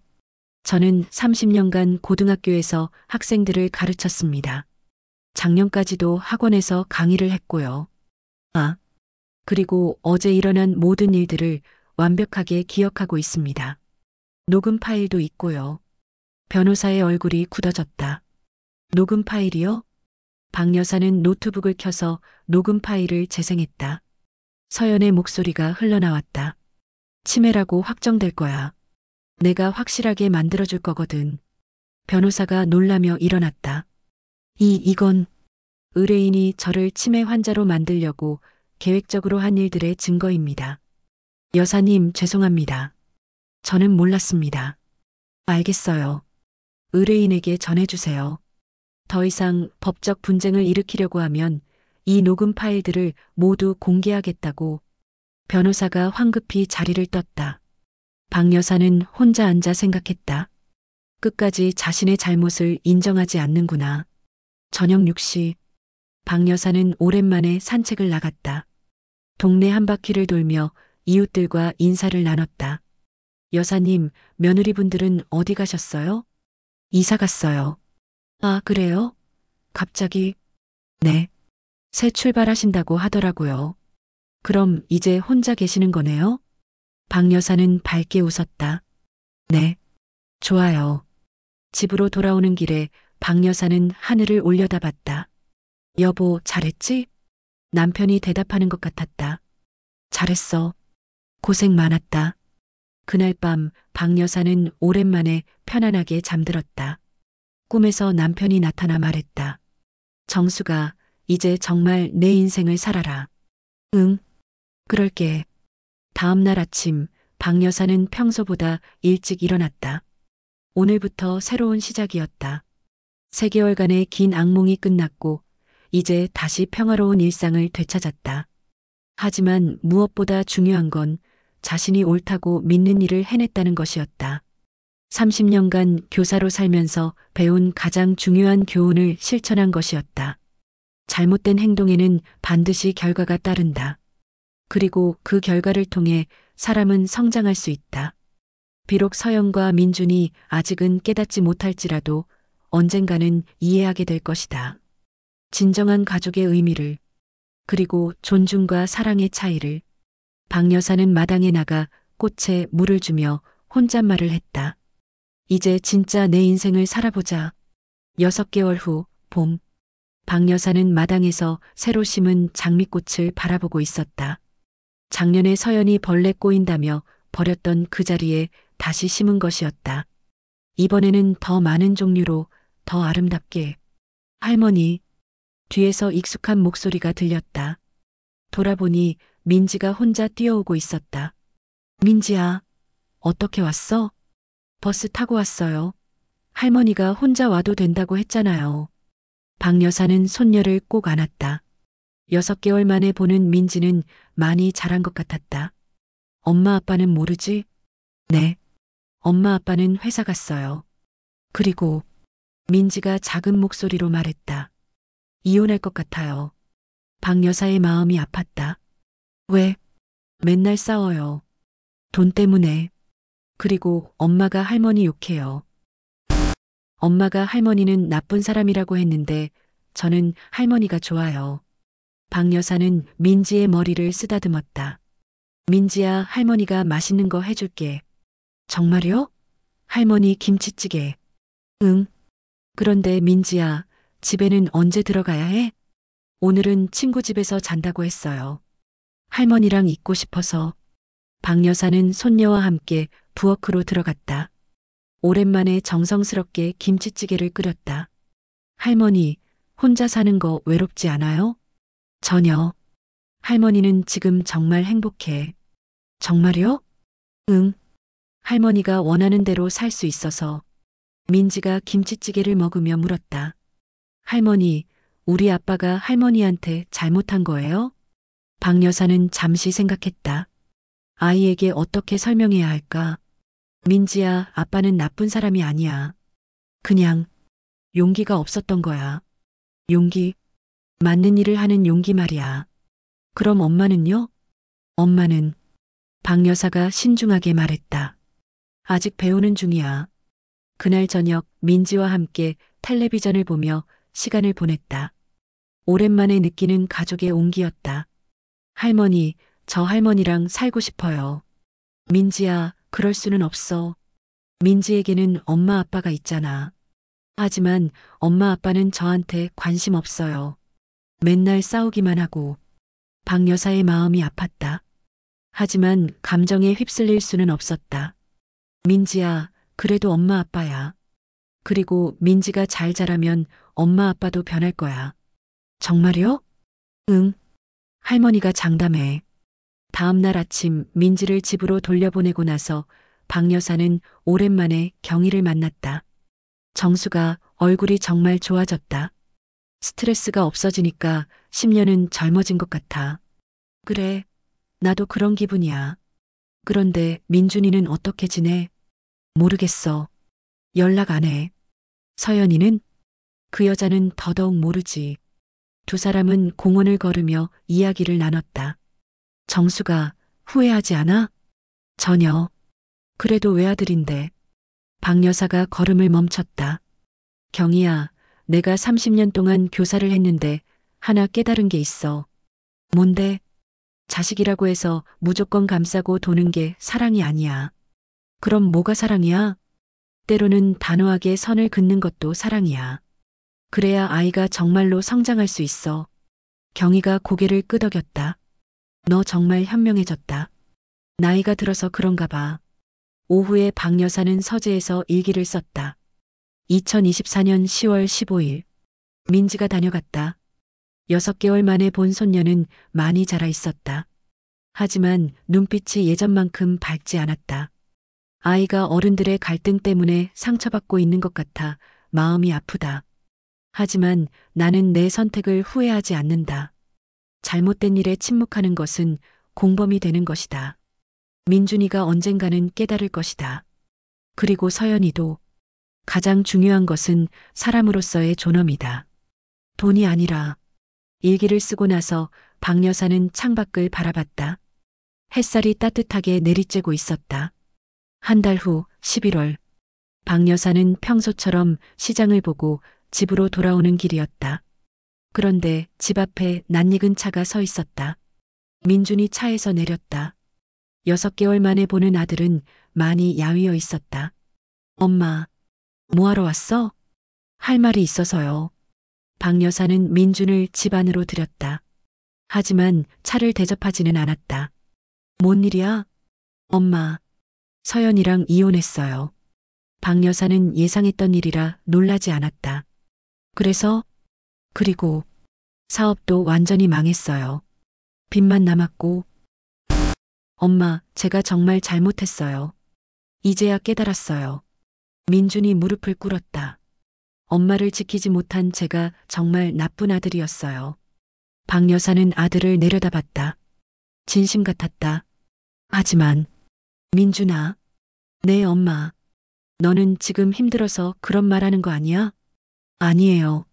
정말, 만약 서연이가 돌아와서 다시 돈이 생긴다면? 그래도 같은 말을 할 수 있어? 민준이 대답하지 못했다. 그러니까 아직 진짜로 깨달은 게 아니야.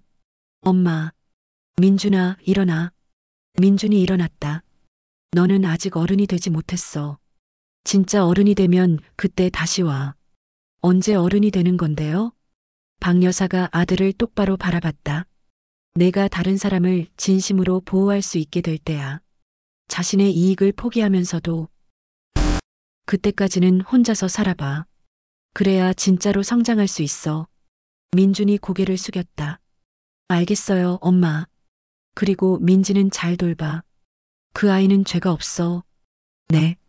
민준이 떠나고 나서 박 여사는 한숨을 쉬었다. 마음이 아프지 않다면 거짓말이었다. 하지만 이것이 민준이를 위한 길이라고 믿었다. 12월 24일 크리스마스 이브. 박 여사는 혼자서 조용한 저녁을 먹고 있었다. 외롭지는 않았다. 평화로웠다. 딩동. 초인종이 울렸다. 이 시간에 누가 올까? 문을 열어보니 민지가 서 있었다. 그런데 혼자가 아니었다. 민준이 함께 있었다. 할머니, 민지가 박 여사에게 달려왔다. 민지야, 어떻게 왔어? 아빠가 데려왔어요. 박 여사는 민준을 바라봤다. 뭐하러 왔어? 엄마, 크리스마스인데 민지가 할머니 보고 싶다고 해서요. 그래서 그냥 잠깐만 있다가 갈게요. 박 여사는 고민했다. 거절하기에는 민지가 너무 기뻐하고 있었다. 들어와. 거실에서 민지는 할머니에게 선물을 주었다. 직접 그린 그림이었다. 할머니, 이거 할머니 그린 거예요. 그림 속의 박 여사는 마당에서 꽃에 물을 주고 있었다. 그리고 밑에는 이렇게 쓰여 있었다. 세상에서 가장 사랑하는 할머니에게. 박 여사의 눈가가 촉촉해졌다. 민지야, 고마워. 할머니, 저도 선물 있어요. 민준이 조심스럽게 봉투를 내밀었다. 뭐야? 제가 그동안 일하면서 번 돈이에요. 많지는 않지만. 박 여사는 봉투를 열어보지 않고 다시 민준에게 줬다. 됐어. 엄마, 돈이 중요한 게 아니야. 박 여사는 민준을 똑바로 바라봤다. 민준아, 너 요즘 어떻게 지내? 힘들어요. 하지만 배우고 있어요. 뭘? 혼자 사는 것. 그리고 진짜 중요한 게 뭔지. 박 여사는 아들의 눈을 들여다봤다. 예전과는 다른 것 같았다. 민지는 어떻게 돌보고 있어? 매일 같이 밥 먹고 숙제도 봐주고 최선을 다하고 있어요. 서연이는 연락 안 해요. 민지 양육비도 안 주고. 그럼 혼자서 민지를 키우는 거야? 네. 힘들지만 제가 해야 할 일이에요. 박 여사는 처음으로 아들에게서 진짜 어른의 모습을 봤다. 민준아. 네, 엄마. 많이 힘들지? 민준의 눈에 눈물이 맺혔다. 네. 정말 힘들어요. 하지만 제가 선택한 길이에요. 그래. 박 여사는 일어나서 부엌으로 갔다. 그리고 김치찌개를 끓이기 시작했다. 뭐 하세요? 저녁 해주는 거야. 크리스마스인데. 민준의 얼굴이 밝아졌다. 정말요? 응. 하지만 이건 민지를 위한 거야. 네. 알겠어요. 그날 저녁 세 사람은 함께 저녁을 먹었다. 6개월 만에 가족 식사였다. 할머니, 정말 맛있어요. 많이 먹어, 민지야. 민준도 조용히 밥을 먹었다. 눈물을 참고 있는 것 같았다. 엄마, 뭐야? 정말 죄송해요. 박 여사는 대답하지 않았다. 대신 민지에게 반찬을 더 올려줬다. 식사가 끝나고 민준과 민지가 돌아갔다. 할머니, 다음에 또 올게요. 그래, 민지야. 할머니가 기다리고 있을게. 엄마, 민준이 마지막으로 말했다. 정말 감사해요. 민지 잘 키워. 네. 최선을 다할게요. 그들이 떠나고 나서 박 여사는 설거지를 하며 생각했다. 민준이 진짜로 변하고 있는 것 같았다. 하지만 아직은 확신할 수 없었다. 시간이 더 필요했다. 새해 1월 1일. 박 여사는 새벽에 일어나 마당에서 해돋이를 봤다. 2025년의 첫 해가 떠오르고 있었다. 새해 복 많이 받으세요, 여보. 하늘에 있을 남편에게 인사했다. 올해는 어떤 일들이 기다리고 있을까? 하지만 박 여사는 두렵지 않았다. 어떤 일이 와도 지혜롭게 헤쳐나갈 자신이 있었다. 30년간 교사로 살면서 그리고 지난 1년간의 경험을 통해 그녀는 확신했다. 진실은 언젠가 드러나고 정의는 언젠가 실현된다고. 그리고 가장 중요한 것은 돈이 아니라 사람으로서의 존엄이라고. 박 여사는 마당의 장미꽃을 바라봤다. 추운 겨울을 견뎌낸 꽃들이 곧 아름다운 꽃을 피울 것이었다. 올해도 잘 부탁해. 꽃들에게 인사하며 박 여사는 새로운 하루를 시작했다. 집안 가득 따스한 햇살이 쏟아져 내리고 있었다. 진정한 평화가 찾아온 것이었다. 2년 후, 민주는 작은 식당을 운영하고 있었다. 민지와 함께 정성스럽게 만든 가정식 식당이었다. 손님들은 많지 않았지만 정직하게 살아가고 있었다. 서연은 다른 남자와 재혼했다. 하지만 민지는 보러 오지 않았다. 민지는 아버지와 함께 살면서 할머니를 자주 찾아갔다.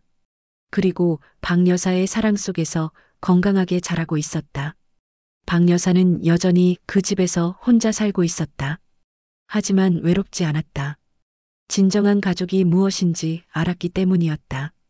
그리고 가끔, 정말 가끔 민준이 음식을 가져왔다. 엄마, 오늘 새로운 메뉴 만들어 봤어요. 맛보실래요? 그래, 한번 봐줄게. 그럴 때마다 박 여사는 생각했다. 사람은 변할 수 있다고. 아주 천천히 하지만 분명히. 그리고 진정한 사랑은 기다려주는 것이라고. 구독과 좋아요는 영상을 만드는데 큰 힘이 됩니다. 시청해주셔서 감사합니다.